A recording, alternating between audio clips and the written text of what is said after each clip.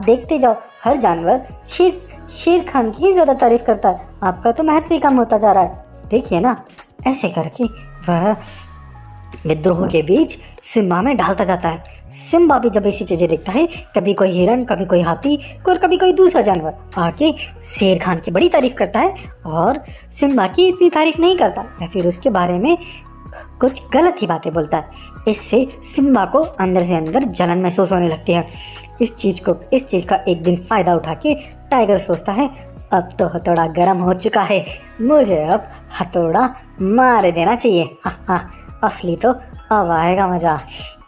उसके बाद वह क्या करता है कि वह बोलता है कि क्यों ना हम हमारे जंगल में एक प्रतियोगिता रखें, सबसे ताकतवर और सबसे शक्तिशाली को ही जंगल में हम प्रभुत्व एक सम्मान देंगे। ये जब प्रतियोगिता रखी जाती है तो उसमें जंगल के दोनों राजा भी मान जाते हैं और इस जंगल में बहुत सारे लोग शामिल होते हैं।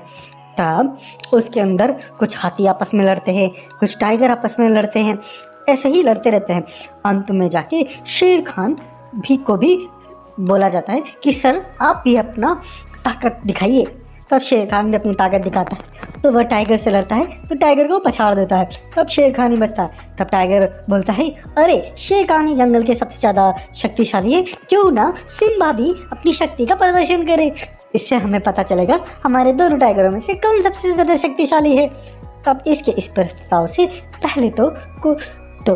पहले तो शेर खान को थोड़ा सा अजीब लगता है, लेकिन शेर खान मान जाता है। वो बोलता है, अरे कोई नहीं, आजा सिम्बा भाई, ट्राई मारते हैं। तब सिम्बा भी थोड़ा अंदर जलन से भरा हुआ होता है, वह शेर खान से लड़ने आ जाता है। वो दोनों फिर आपस में लड़ाई करते रहते हैं।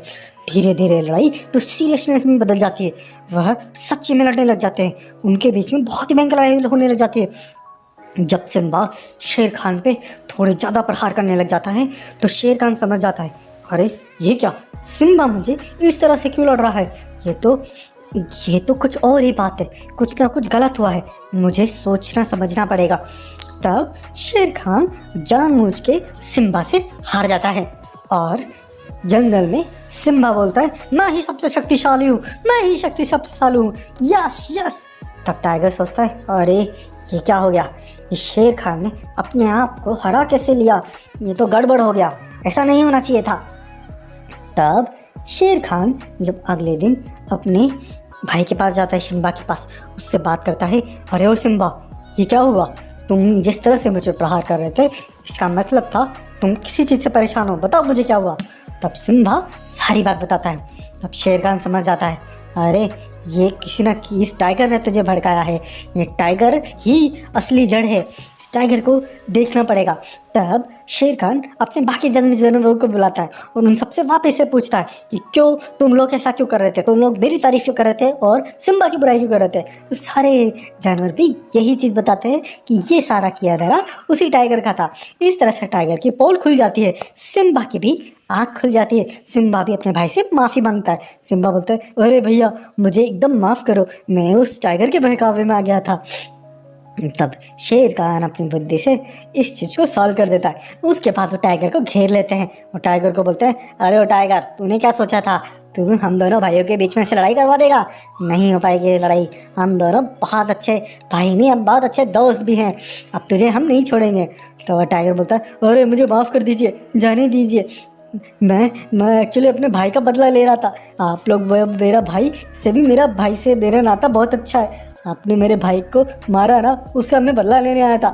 तो टाइगर बोलता है, अरे अपने भाई का बदला ले सकते हो तुम, लेकिन झूठ और कपट का सहारा लेना बहुत गलत है, इसकी तुम्हें सज़ा मिलेगी।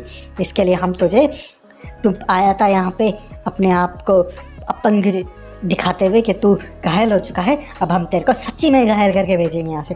तो उसके बाद दोनों शेर मिलके उस टाइगर को घायल करके इस जंगल से खड़े कर देते हैं। इस तरह से इस कहानी का था अंत। आइए, इस कहानी से हमने क्या सीखा? इस कहानी से हमने यह सीखा कि हमारे जो विश्वास पात्र होते हैं, जिन पे हमें भरोसा होता है, दूसरों के कहने पे उन पे शक नहीं करना चाहिए। हैप्पी चाइल्ड वर्ल्ड चैनल को सब्सक्राइब करें और लोगों के साथ शेयर करें। हैप्पी।